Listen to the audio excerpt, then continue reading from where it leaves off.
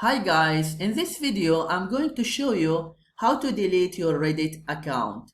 First, you need to go to Reddit and then click on Profile and then go to Help Center. What are you looking for? Here I type deactivate.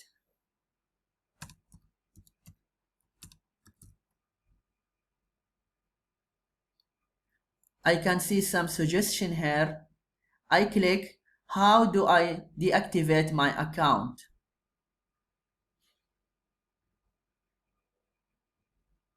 And then I click this link.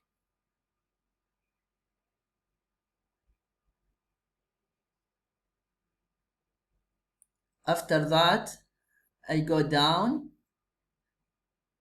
and I click deactivate account. Here they give you some information what will happen with your comment if you delete your account. Just you can read it and then click here, I understand that, and then click deactivate. If you find this video helpful, please like the video and subscribe to the channel if you are not subscriber yet.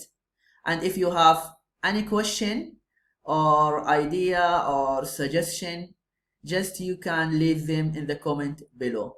Thank you.